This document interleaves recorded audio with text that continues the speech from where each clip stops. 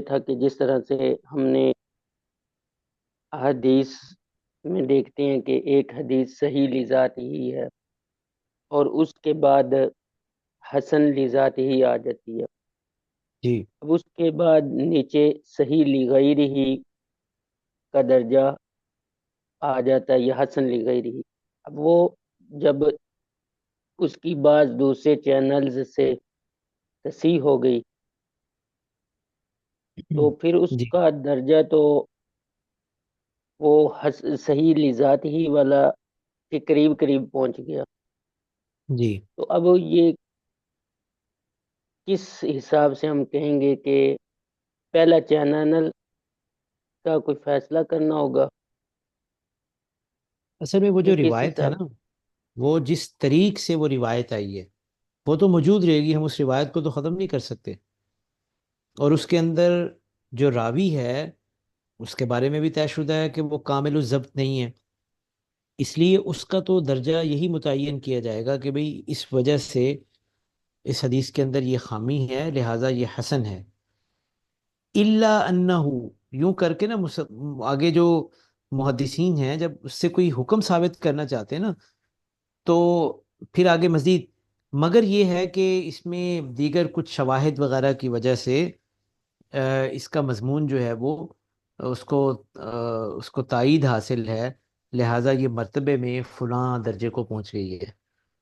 ٹھیک ہے نا، وگرنہ اس کا اپنی حیثیت تو متعین کرنا ضروری ہے جس سے یہ پتہ چل جائے کہ اس، تاکہ ایسا نہ ہو کہ اس کی واضح طور پہ جو راویوں کے اندر جو شخص موجود ہے اس کی وجہ سے ظاہر حکم تو لگائیں گے نا ہم. ٹھیک ہے جی سر. اسی طرح سے کوئی جگہ مثلا بہت سی چیزیں آپ دیکھی ہوں گی نا کہ کہتے ہیں جی یہ حدیث تو ضعیف ہے لیکن اور دیگر بہت سے شواہد وغیرہ کی وجہ سے، اس طرح کی اور بھی احادیث کی وجہ سے اس کے مضمون کو تقویت ملتی ہے، تو وہ ہم کہہ دیتے ہیں کہ یہ حسن لغیری ہی ہو گئی ہے. حسن لغیری کا یہ مطلب ہے کہ ایک دوسرے عامل کی وجہ سے، کچھ اور محرکات کی وجہ سے اس میں حسن پیدا ہوا ہے کہ اب یہ درجہ حسن کو پہنچ گئی ہے، وگرنہ مجموعی طور پہ یہ حدیث تھی ضعیف. جی سر. سر یہ ایک چھوٹا سا اور سوال ہے کہ جہاں پر جی ہم نے عام طور پر یہ لفظ پڑھ رہا سنتے ہیں کہ یہ حدیث ضعیف ہے، اس ضعیف سے مراد کیا ہوتا ہے؟ حالانکہ یہ تو اگر دیکھا جائے تو ان میں سے کوئی بھی قسم ہو سکتی ہے، وہ تو قابل قبول بھی ہو سکتی ہے، لیکن بالکل اسے بالکل ہو کہا جا سکتی رہا ہے. ہوتا ہے کہ یہ قابل قبول نہیں ہے تو جی ضعیف حدیث ہے. بالکل عام ایسی. اچھا سننے کو ملتا ہے. اس میں یہ جو ساری شکلیں ہیں نا، سوائے معروف، محفوظ اور یہ چار، یہ صحیح لذاتی، حسن لذاتی، صحیح لغیری، حسن لغیری، ان کے علاوہ چار یہ اور درمیان میں یہ محفوظ اور معروف، باقی ساری قسمیں ضعیف کے اندر شامل ہیں. ٹھیک ہے نا. موضوع جو ہے یہ تو خیر حدیث ہوتی ہی نہیں ہے، اس کو تو صرف چونکہ اقسام ہم کر رہے ہیں تو مجازن ہم کہہ دیتے ہیں کہ حدیث موضوع یا خبر موضوع، وگرنہ تو یہ حدیث ہوتی ہی نہیں ہے. لیکن جو باقی یہ جتنی بھی قسمیں ہیں یہ سب ضعیف ہوتی ہیں. ٹھیک ہے نا. تو ضعیف، آپ کی بات درست ہے کہ اجمالاً کسی حدیث کے ضعیف ہونے سے ہم معلوم نہیں کر سکتے کہ وجہ کیا ہے. اصل تو پتہ چلے گا کہ وہ ضعف کی وجہ کیا ہے، کسی راوی کی وجہ سے ہے، اس حدیث کے متن میں کوئی مسئلہ ہے. ٹھیک ہے نا. یعنی کیا وجہ ہے، کوئی اس کے اندر علت ہے یا وہ علت پھر آگے کیا ہے، وہ تو اس کی وجہ پوری جاننی پڑتی ہے کہ ضعف کی وجہ کیا ہے، تو ایسے پتہ نہیں چل سکتا.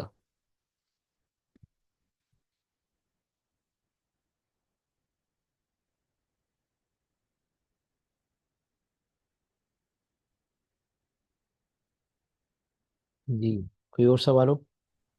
جی السلام علیکم. سر اس پہ تھا کہ جی جو وعلیکم. مناولہ اور وجادہ ہے، ان میں بس یہی جی فرق ہے کہ مناولہ میں شیخ نے کتاب خود سے دی ہے اور وجادہ میں خود سے نہیں دی، اس کو کتاب کہیں اور سے مل گئی. ادروائز تو جی وہ اچھا بس ٹھیک ہے. جی یہی فرق ہے. ٹھیک ہے اصل میں نا اور یہ تو اس وقت تھا جب یعنی وہ تھا نا جس دور میں اپنا وہ روایات لی جاتی تھیں، اور اس کی بنیاد پہ جب سے کتابیں مدون ہوئی ہیں جی اس وقت کے بعد سے تو صرف اب حدیث کا حدیث کا جو ہے وہ سمجھ لیں کہ برکت کے طور پہ اس کی اجازت وغیرہ کے سلسلے چل رہے ہیں، ٹھیک ہے نا، کہ ہم اس مبارک سلسلے کے اندر آ جائیں، ٹھیک ہے۔ ہر طالب علم، ہر استاد حدیث وہ یہ چاہتا ہے کہ ہم اپنے بڑوں کے اس جو جس میں اساتذہ کم سے کم واسطوں سے روایت جو ہے وہ ہماری ایک سند جڑ جائے رسول اللہ صلی اللہ علیہ وسلم تک۔ اب ہم وہ اجازت کا یہ طریقہ اب بھی چل رہا ہے، وگرنہ یہ بنیادی طور پہ وجادہ ہی ہے۔ ہم صحیح بخاری شریف دیکھ کے ہم یہ کہہ دیں جی امام بخاری رحمہ اللہ تعالیٰ نے یہ بیان فرمایا ہے، جی جی ڈائریکٹ ہم یہ بات کر دیں تو یہ وجادہ ہے، ہاں جی ٹھیک ہے بالکل نا۔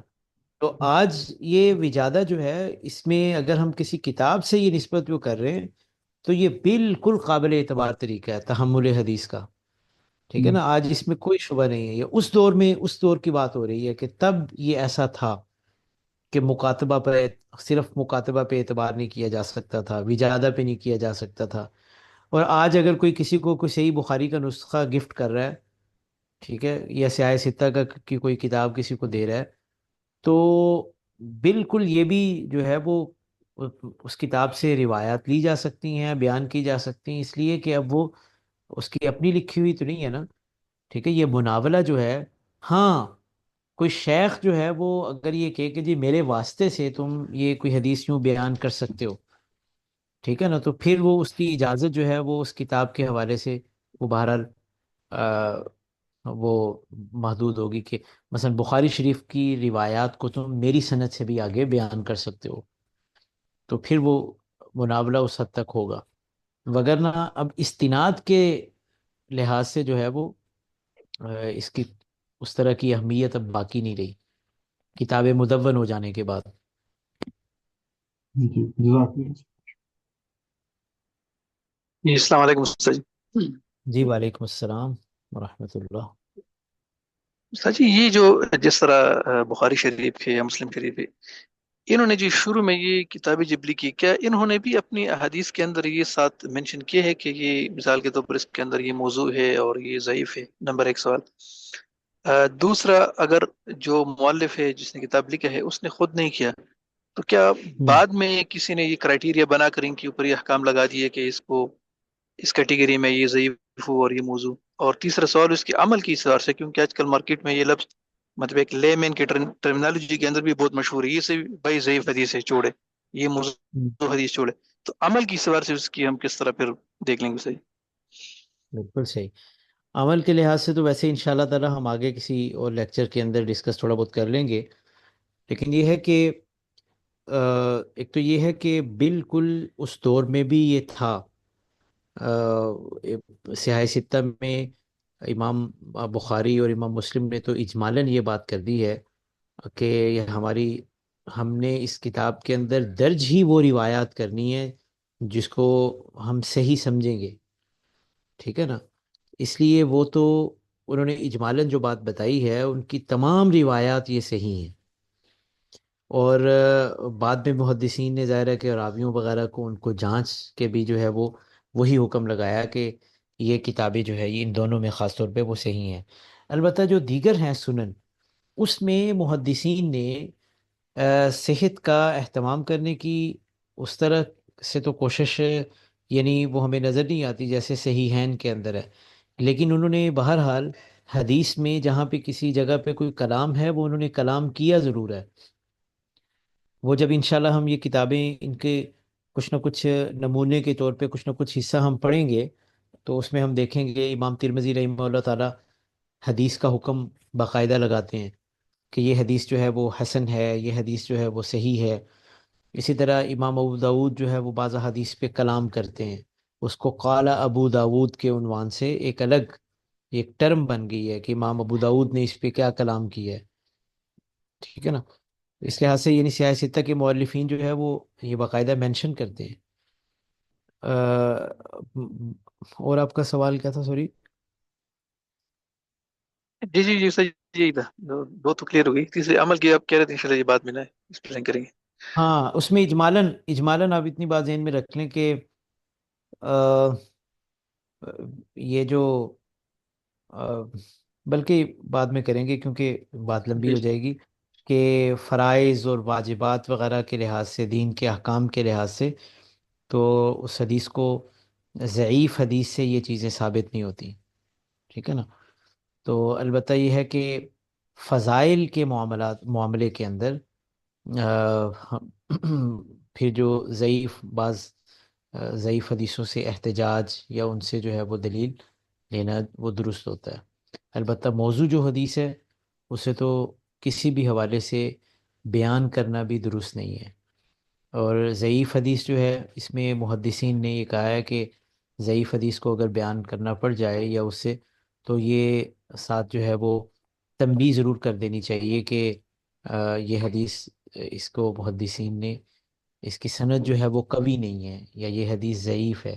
ٹھیک ہے نا؟ مناسب انداز میں اس کی تنبیہ بھی کر دینا مناسب ہے، تاکہ پتہ چلے کہ قوت کے اندر اس کا درجہ وہ نہیں ہے جو صحیح حدیث کا. جی سر، شکریہ جی سر۔ جی شکریہ. جی